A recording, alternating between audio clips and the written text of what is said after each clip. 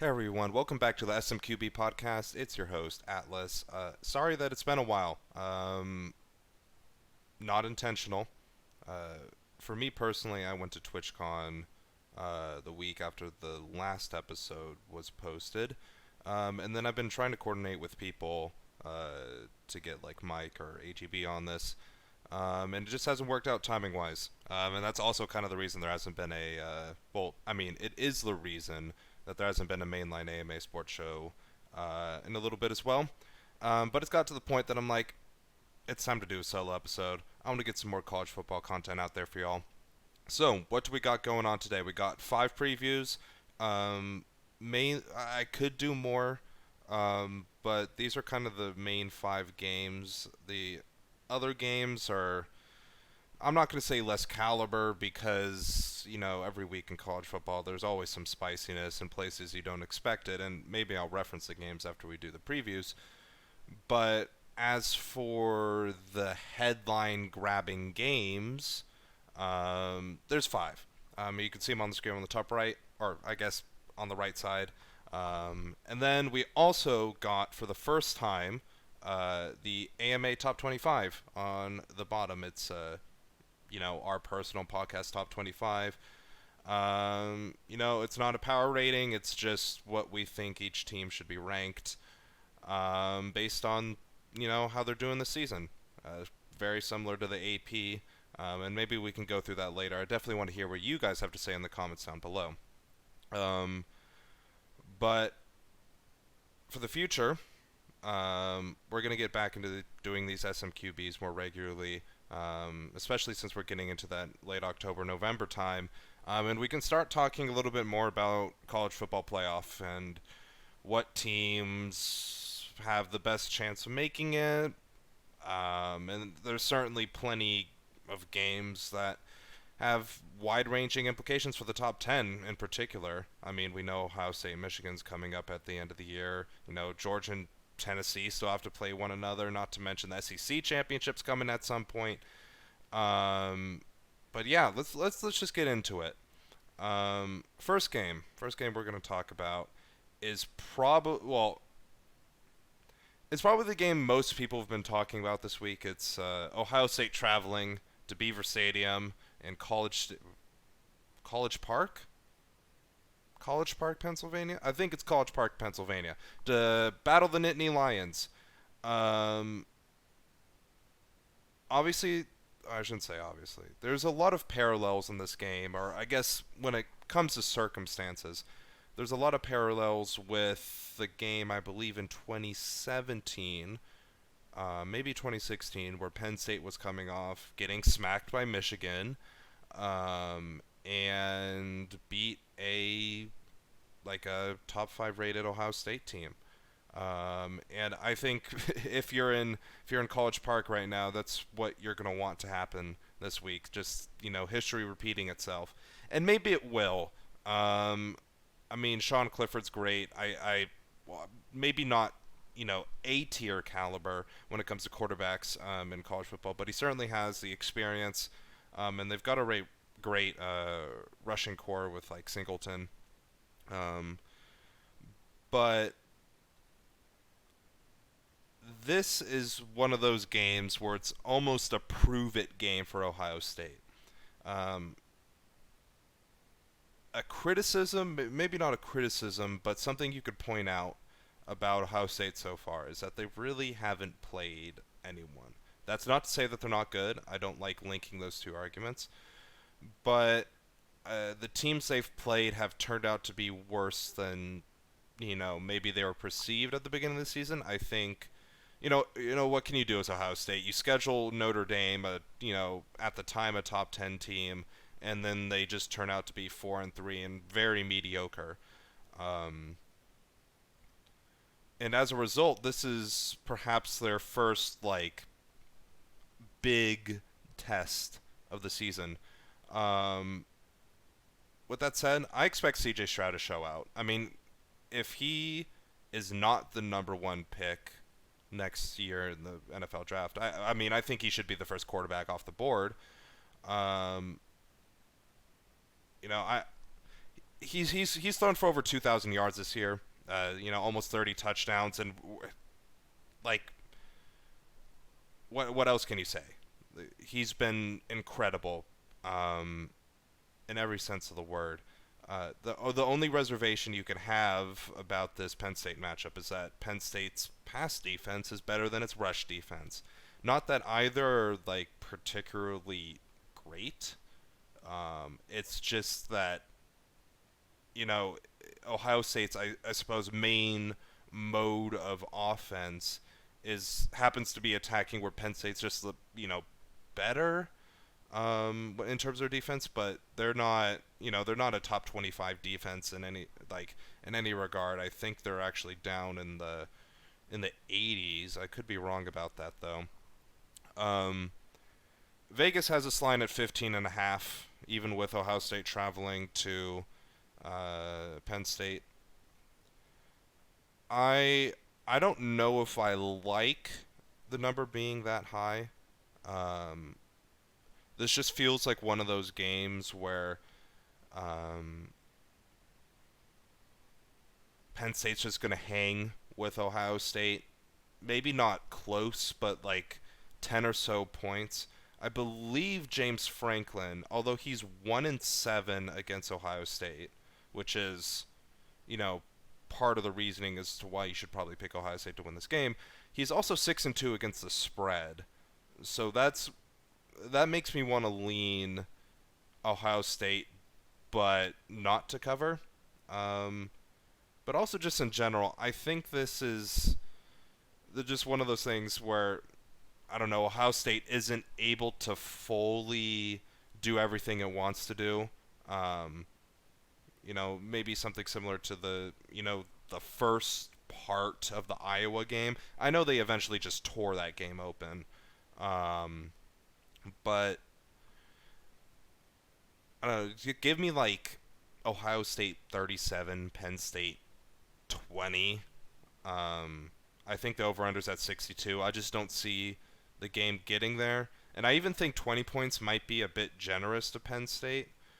But Ohio State's defense hasn't entirely sold me on anything yet. And again, it's just a consequence of who they've played. I certainly think it's better than last year's, but this is the first game where I think they'll have the opportunity to fully prove it. So I really don't think there's the chance of an upset here. Like if we were to rank it out of 10, or I guess score it out of 10, I think we're looking at, I don't know, maybe a 4, like 3.5. I don't want to discount um, Beaver Stadium's home field advantage. Um, and that's why I think Penn State will hang in maybe a bit more than they deserve to. Um, and maybe I'd account for it even more if this was the whiteout that Penn State wanted it to be, except it's a big noon kickoff. Um, but I don't know. I just don't think this is the place where Penn State's going to pull an upset. If they do, that'd be crazy. I'm a fan of chaos personally, so if that happens, I'd be excited. Um, but expect this game to be closer than some people are making it out to be. I don't think Penn State's the trash team that they've been purported to be after they got skull dragged by Michigan. I think just the game script got away from them. But that covers that game pretty well. So let's just go to the next one. This one is another one of those classic neutral site games that everyone loves. In the wonderful city of, as Deadpool put it, the TGI Fridays, Jacksonville, Florida, where Georgia and Florida are playing one another. The reason I wanted to talk about this game, people are talking about it, but it's just one of those classic college football matchups. It's always going to be one of those. It's like a rivalry game where emotions are high, and as a result, I just think it's worth mentioning. I don't expect anything other than Georgia winning here. I mean, they're favored by 22 and a half. Although the over/under being 56 and a half, I would immediately just smack the over on that. Um, but with this being said, I don't know what Georgia team we're going to get coming out against Florida. Um, if it's the same level of performance again, like maybe the second half of the Kent State game or just the Mizzou game in general, this could get dicey. I mean, Anthony Richardson's probably. I think it's completely fair to say he's one of the most athletic quarterbacks in the nation, maybe top three. Um, and no matter what happens, there's always going to be, he's going to pull something crazy. Just one random, 80-yard rush or something like that. I'm thinking of the LSU game when I'm referencing that. But at the same time, he's not the best passer. Um, he just misses people. He overthrows them, and he's more of the running type. I think his stats this season, he has more interceptions than touchdowns. And is that inherently on him? Maybe not, but at the same time, it's not fair to say that it's all on the receivers or like whatever it is. It's just the fact of the matter is Florida's a better rushing team, including at the quarterback position, than they are a passing team. Do I think this plays into Georgia's hands more? Yes, because Georgia does have a good run defense. If there's anything they have, it's that. And they have plenty more than that, let's just be fair. Stetson Bennett's also thrown for over 2,000 yards. Not to the same level as, Stroud has. Although I think their numbers are, like, at least in yardage, are somewhat close. It more or less comes down to just, I think, Georgia's ability to run the ball better, and their ability to do it with multiple people. Obviously, that's not coming from Stetson Bennett. That's coming from, people like Edwards. And that kind of running back by committee to a certain extent that you have there at Georgia. But it's just we're just gonna talk. Reference this game. Georgia's gonna win. Do I think they're gonna cover at 22 and a half? I hate picking numbers that high, being over. So I'm gonna say Florida covers, I guess. But if there is some world where Georgia has the same level of like C minus performance as they did against Mizzou, I think this game is another scary one for Georgia fans. But I think no matter way the cookie crumbles, this is going to be a Georgia win, even if it somehow ends up being tighter than perhaps you'd want it to be, like from a comfortability standpoint. Next game, we have ourselves a Big 12 matchup, where the late kick with Josh Bates going to be at Oklahoma State, traveling to Bill Snyder Family Stadium in Manhattan, Kansas, which I did have to look up where that is. Yeah, middle of nowhere. It's like one of the quintessential college town. You have one second. I don't know if Adrian Martinez is starting this game, because as y'all might know,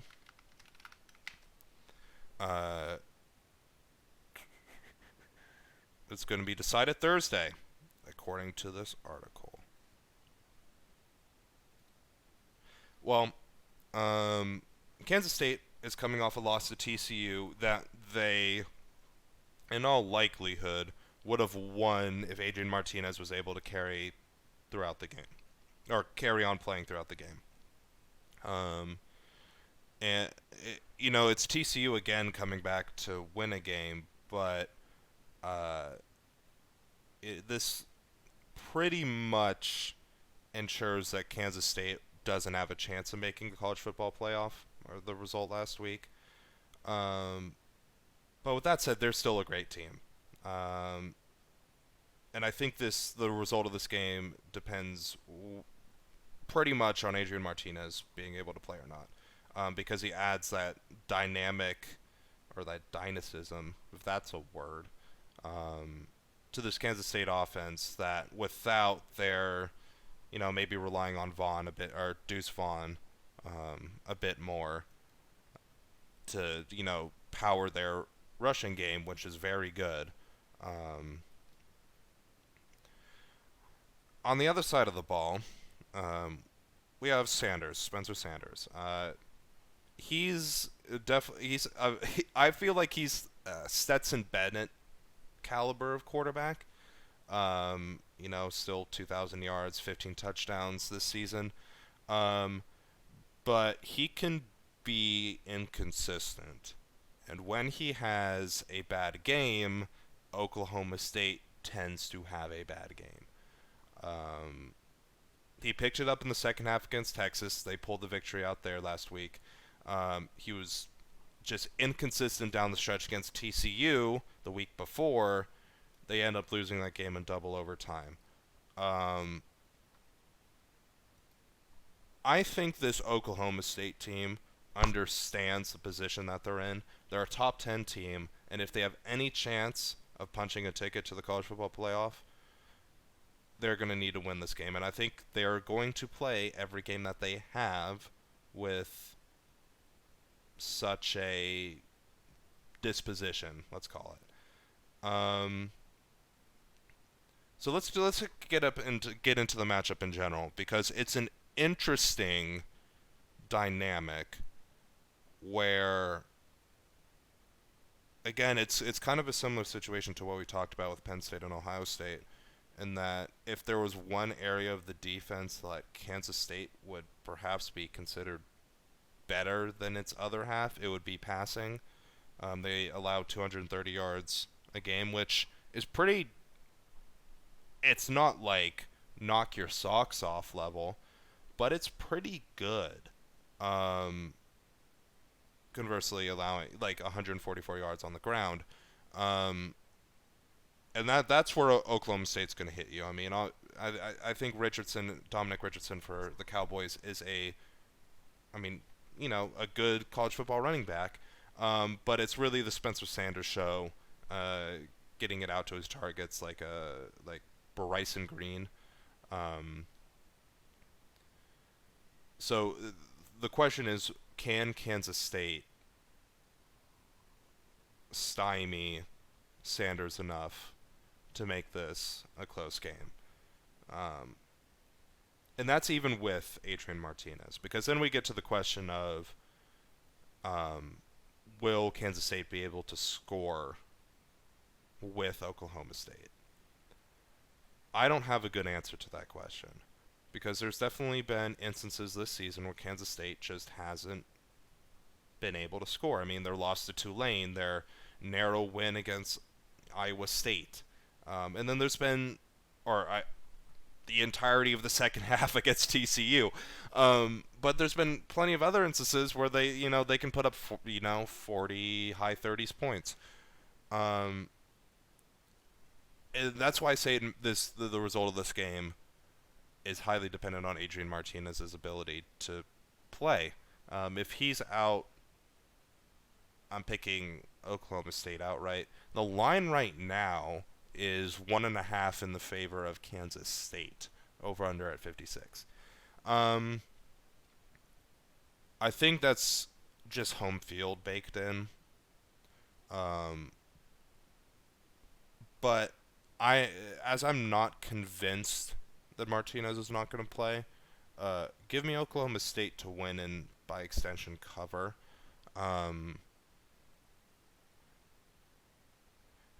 I think this is probably the game to be at, the game to watch if you had to pick one.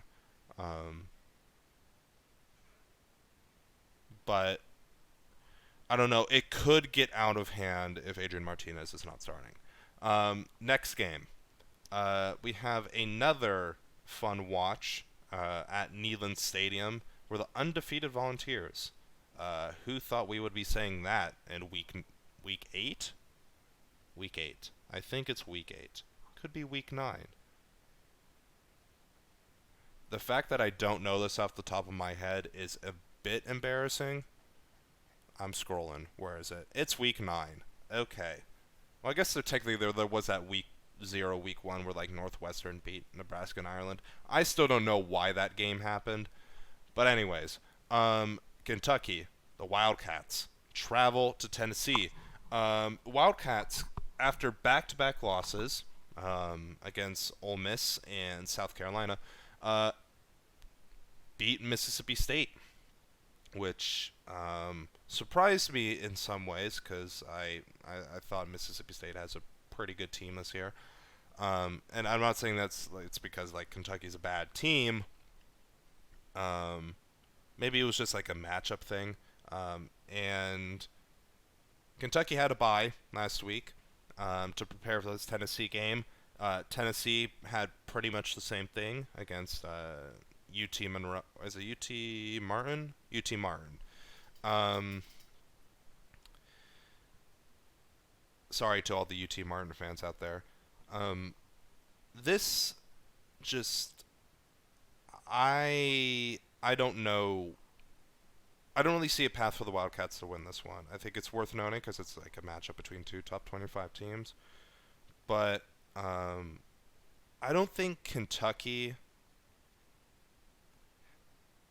has the ability to score with Tennessee to win this game.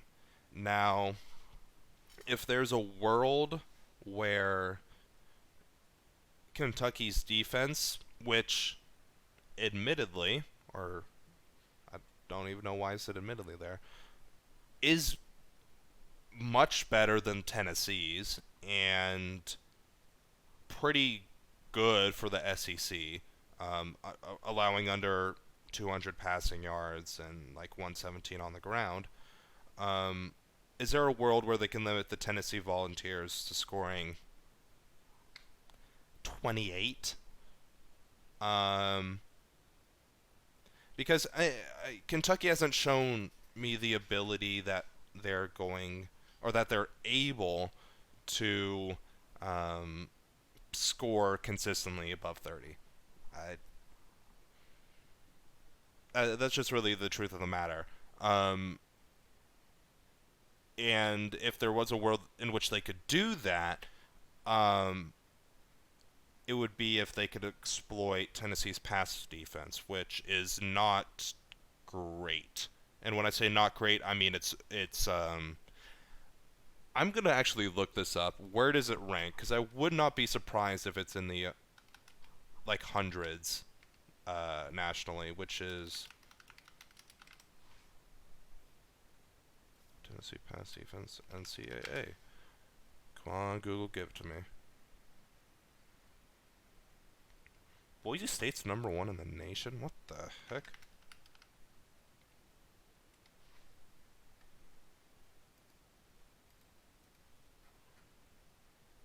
Well, I could tell you this much. They ain't in the top 50. Come on, give me... Okay, we have to go on pages now. Apologies for this. Is Tennessee on this page?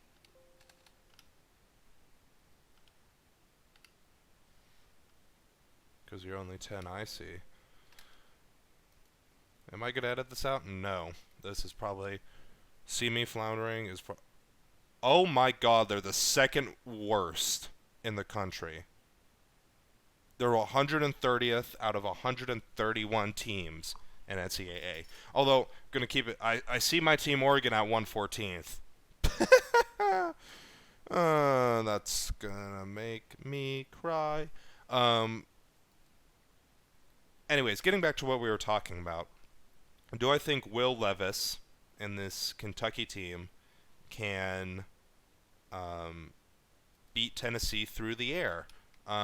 Because opposed to their pass defense, their run defense is pretty good. Um, I'm not sold.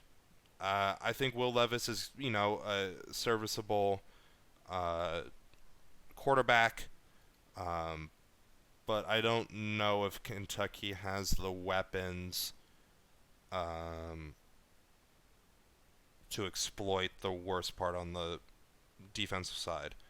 Um, so it's really about them being able, if they're able to slow down Hendon Hooker, um, from scoring at the pace that they're able to score. Um, the line in this game is at 12.5.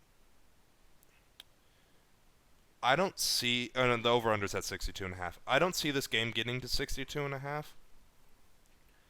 I think Kentucky will be able to slow Tennessee's ability to score, at least at the pace it's able to.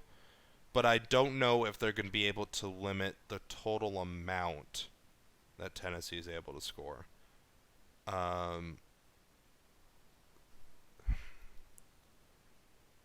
So in my mind, I'm going to pick Tennessee to win.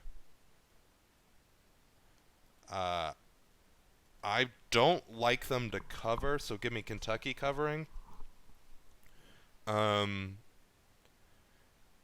I don't really want to throw a score at this, but I could definitely see this being like a barely a two possession game, like a 10-point spread. Like maybe let's just throw out like Tennessee 30, Kentucky 20. That we can plaster that somewhere. Um, but Tennessee's offense, if they blow this game apart and we're sitting here on either Sunday or Monday recording this again, and I'm talking about it, I mean, it's just the explosiveness of people like Hendon Hooker and like Hyatt, Jalen Hyatt on Tennessee. They can, honestly, their ability to score kind of reminds me of like Chip Kelly and early Mark Helfrich era Oregon. Not that they run a spread, but just in their ability to create explosive plays and just score. Um, so yeah, give me Tennessee to win, Kentucky to cover. Another SEC game. This one we're gonna not talk about very much. Just quickly touch on it. You can see it on screen. It's the last one we have today. Ole Miss and Texas A&M at Kyle Field in College Station, Texas. The reason I want to touch on this game, Texas is on a 3-game losing streak. Admittedly, they've all been games on the road against teams that, well, we don't have Mississippi State ranked in the top 25 AMA personally. I don't think the AP does either. They're very close to being so, though. And then South Carolina, I know, is number 25 in the AP. They're like number 26 in the AMA. And then, I mean, Bama. Bama's Bama.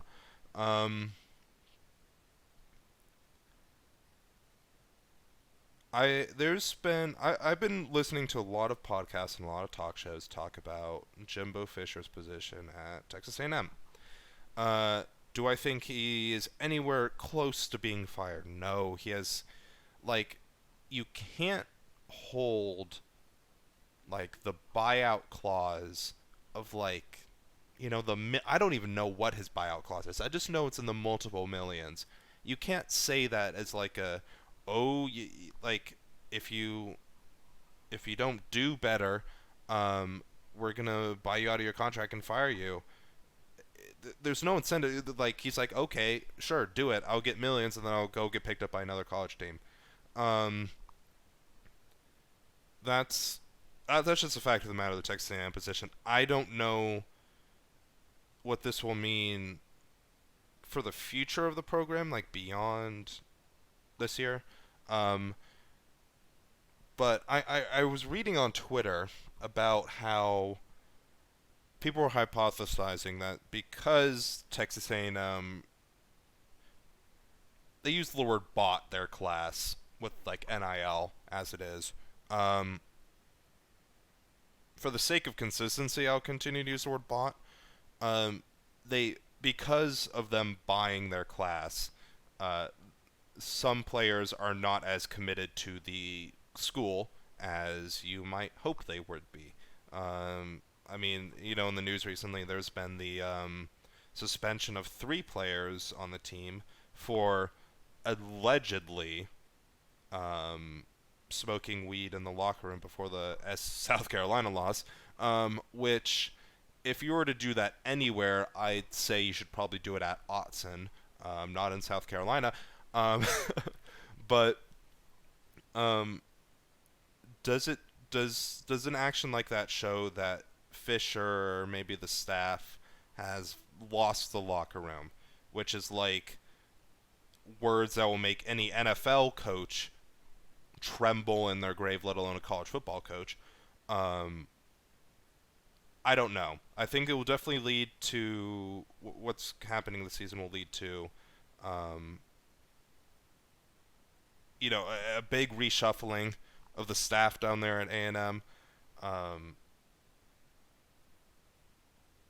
and I, man, looking at the games for the rest of their season, I don't even know if this team's going to be bowl eligible.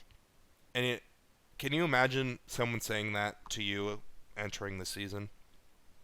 Like, if we're doing hot takes, rate it or hate it on the AMA show, week 1, they beat Sam Houston, but that doesn't really matter. Before that, if someone like Mike or myself or AGB told you or came in with a hot take, Texas A&M at the end of the season will not qualify for a bowl,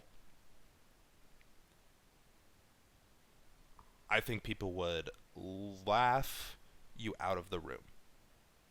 Um, but they're 3-4. They're gonna have to win 3 more games to finish out their season. Um, they have Ole Miss this week. We'll get to talking about Ole Miss in a second. They have Florida, Auburn, UMass, and LSU. And when I say UMass, I'm not talking about the Terrapins. I'm talking. Oh, that's Maryland. Yeah, I'm talking about the Amherst UMass. Um, I think omitting the prediction for the Ole Miss game because we'll get to that. Um, I think LSU is going to beat this A&M team. I don't care if it's at Kyle Field, um,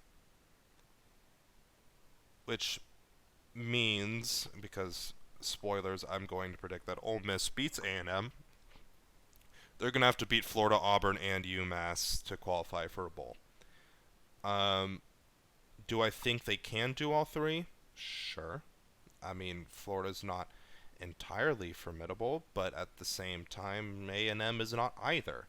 Uh, Auburn isn't particularly formidable, but I could just repeat this. I think the only kind of gimme game, if we can say that, is UMass. But we would have said the same thing about App State. So take a gimme game with a grain of salt. I'm not saying that UMass is going to beat A&M. I'm just saying you can't completely write it off with how this team is performing. I mean, Haynes King is, they're the better of 2 interesting quarterbacks that down there in College Station. Um, I don't really know what to say about this A&M team. Like, the main question in my mind for this game against Ole Miss is whether or not they can score 20 points. I think the answer to that's yes. I don't know how much more they can score above 20. Um, Not that Ole Miss is a formidable defense. It's just that A&M can't score. As for Ole Miss, they're coming off a loss last week in Baton Rouge against LSU, which we have ranked and I think is ranked in the AP. A good LSU team. Don't get it twisted. They've been up and down this season, but you know, that's a good program right now. A scary opponent for anyone who's going down to the well, it's not the swamp, that's Florida, but the other swamp, the Voodoo Swamp down there, uh, against the Tigers. I don't know the name of their stadium off the top of my head, and that is annoying me. Anyways, Ole Miss, um, having their first loss this season. I mean, Jackson Dart hasn't been terrific, but Jackson Dart was, as much as he is good, Lane Kiffin's team's always been about running the ball. Um, obviously it's a mixed approach, but they run for more than they pass, yardage wise a game. They actually average 250 rushing yards a game, which is crazy, but they haven't, outside of like the Kentucky game and the LSU game, they really haven't played, great competition. Um, as for the game had, or the line on this game rather, has Ole Miss favored by 2, at A&M, and then the over/unders at 55. I think that over/unders, ironically, I would, if it was lower, I'd pick high, like I pick the over, and if it was higher, I'd pick the under. Because I think 55 is just about how many points are going to be scored this game. Um, and if Ole Miss, if you swapped it out for Mississippi State or another team that likes to throw the ball more than they pass, I would pick A&M in this game. But it isn't. I think Ole Miss is a team that will run the ball and then run the ball some more. I mean, Judkins is a great running back. I think he has 12 touchdowns over the year. And A&M's pass defense is good. Their rush defense is not so good. So I kind of expect Ole Miss to kind of just run and just kind of brute force their way through this team. Do I think this game will be close? Yes. A&M has a habit of making close games. But I don't see them coming out on top. I think this is going to be their 4th loss in a row. Give me Ole Miss to win and cover, because I don't see the final score being like a 1 or 2 point game. Like even a 3-point game would cover. So yeah, give me Ole Miss to win and cover. But one final note: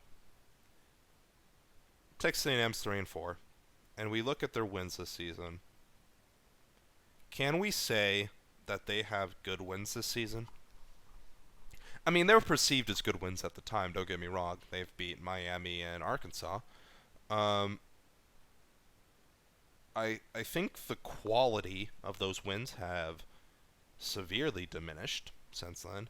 I think the only one that maybe holds a little bit more water is Arkansas, and that's just because, you know, KJ Jefferson, and the injuries that they've had on that team. It's been the KJ Jefferson show. It will continue to be the KJ Jefferson show. But as for Miami, that's a whole different subject. And as an Oregon fan,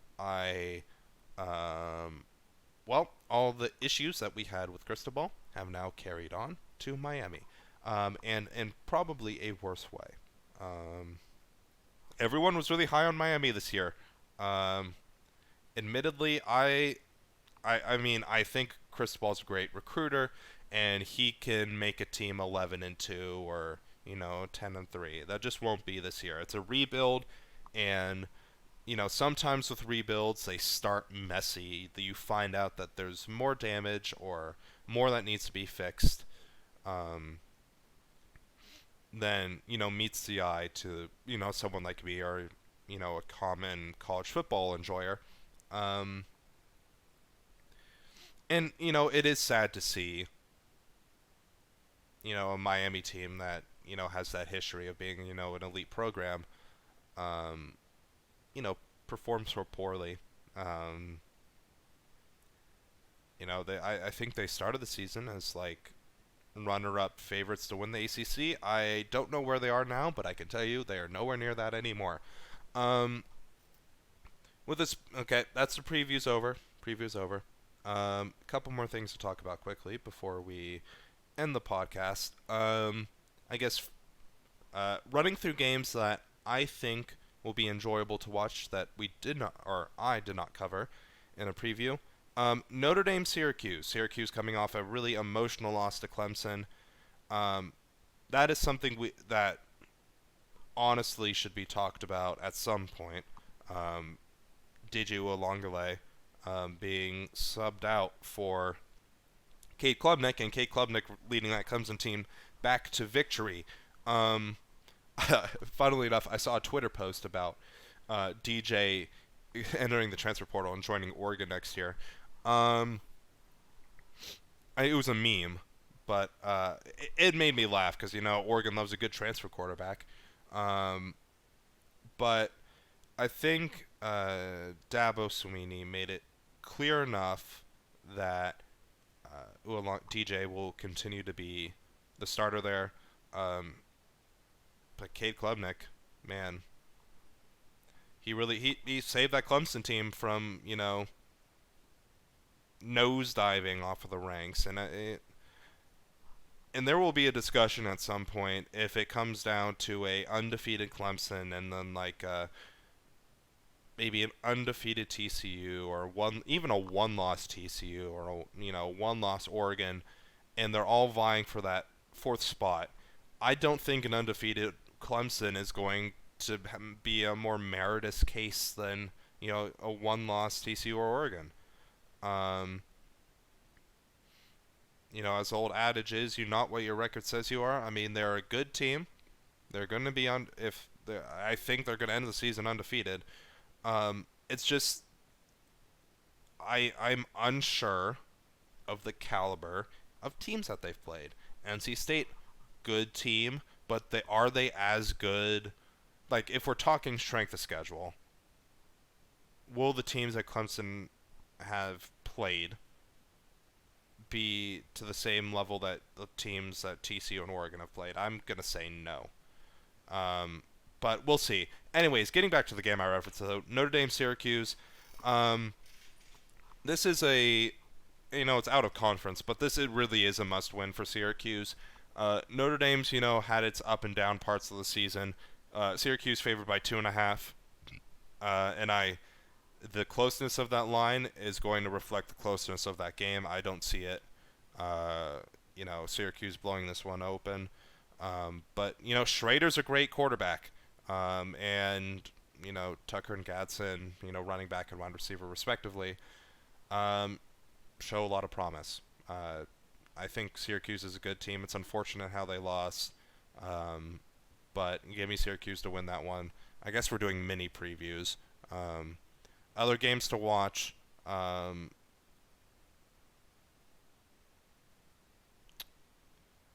Cincinnati UCF. I was very close to putting this game on the previews, but I don't know how many group of five enjoyers are out there. I'm sure there's some dedicated people that are.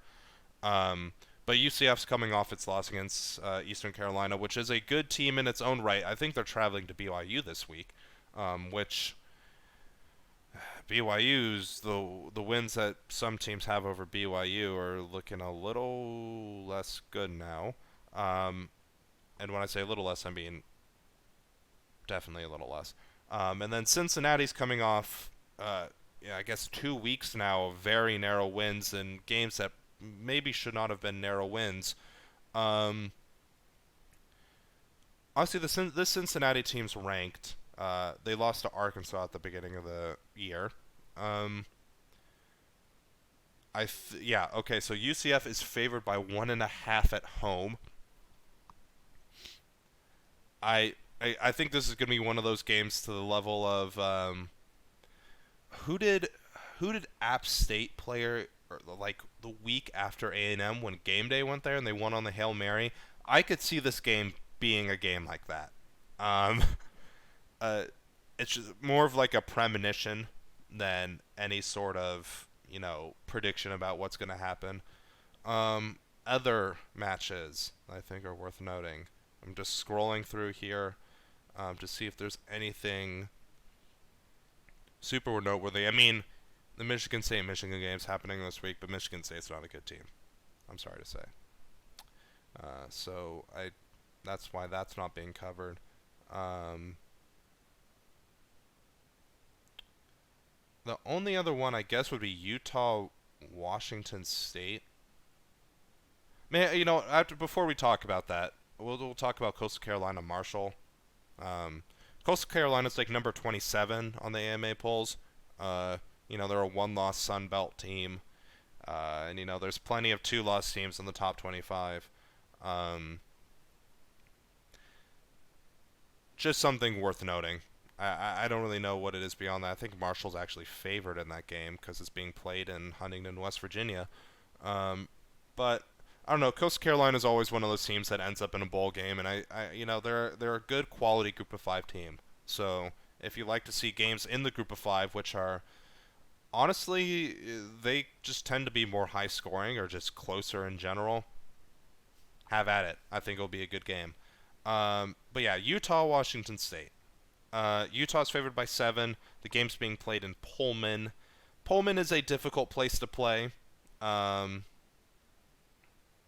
For any opponent. Do I think Utah will have issues in Pullman? No. They're coming off a bye week as Washington State is. If Utah wants to make it to the Pac-12 championship, this has to be a game they win. I mean, Cam Rising has, the ability to do that, to lead this Utah team to victory. Cameron Ward's also a great quarterback a good quarterback, maybe not great, for Wazoo. I think Utah should pull out this game. I think that touchdown line's pretty accurate. Because, we saw what happened when Oregon went in there. And Washington State has the ability to limit good teams scoring-wise. Oregon scoring 44 against them is kind of an anomaly. But they only allowed 30 at USC. And then Oregon State, which is kind of a sleeper team, I will say. Just outside our top 25 as well as the AP. Only scoring 24 at home.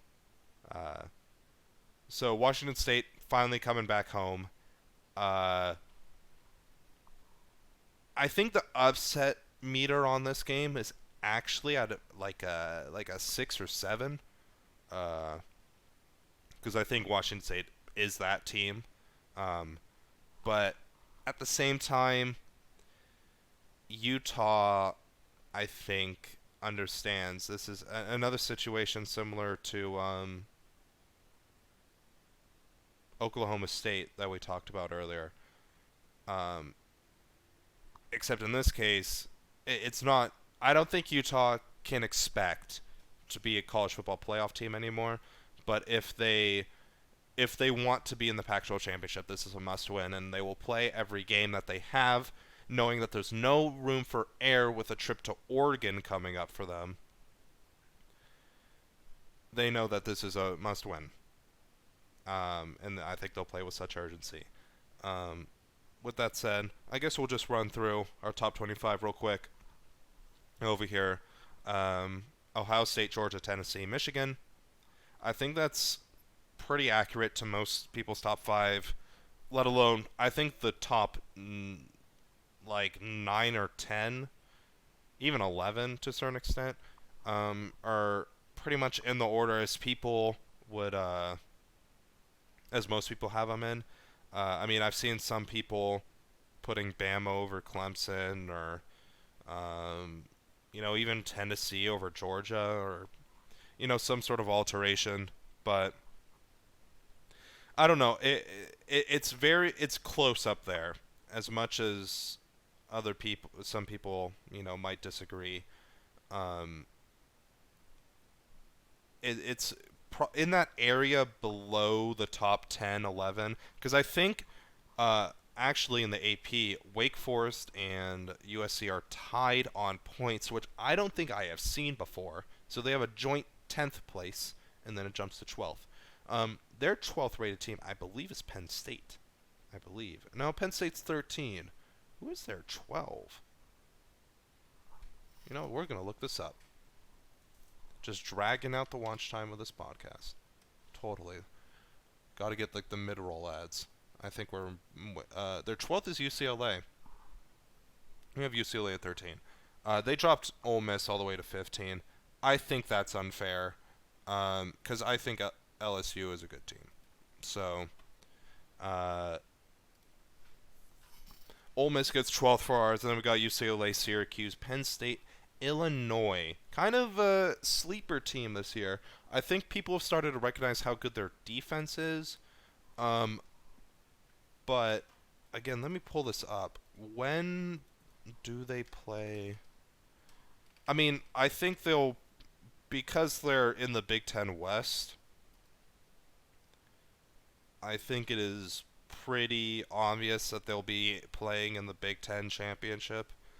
And that will be a very interesting matchup. I know they play Michigan later in the season, and that's you see the games on tap. That will be a game on tap, because unless they, I don't even know who they throw against. Like throw as in throw the game. I mean, they play Nebraska, Michigan State, Illinois. Nebraska coming up this week. I don't really see who they're gonna. Yeah, don't really see who they're gonna lose to before that Michigan game. So that's a team to look at. I believe they have the second best pass defense in the country. I believe that's what we saw earlier.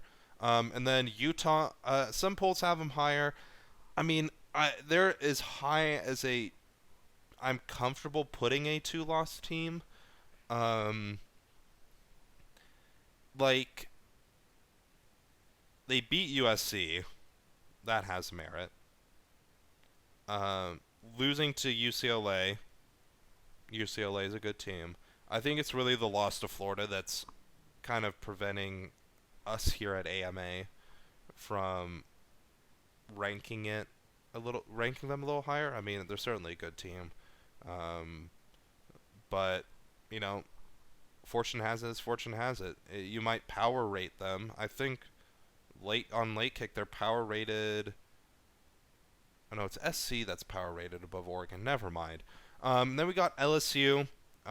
They've kind of just been all over the place, but you know they're coming off a good win, and they're a 2-loss team. Same thing with Kentucky. And then we got Cincinnati, UNC, the Tulane Green Wave, 1-loss team, and they have a win against Kansas State. I don't even know who Tulane's loss is to. I just know they're a 1-loss team. Southern Miss. Yikes. That's a fun one. They play Cincy at the end of the year.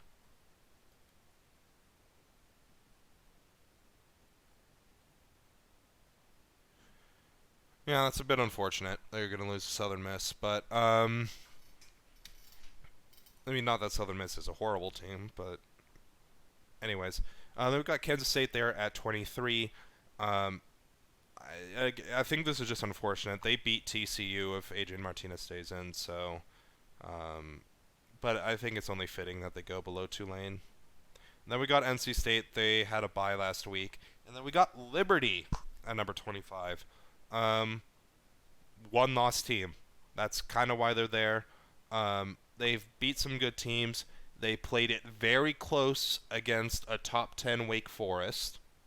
So we need to give credit for that where it's due. But anyways, with all that being said, thank you guys so much for watching or listening. However you are enjoying this SMQB podcast. It's been your host, Atlas. Next one of these will be coming out hopefully Monday or Tuesday. Because it will just depend on whether or not we're recording on Sunday or Monday. Hopefully the AMA sports shows come back around because I personally enjoy doing them.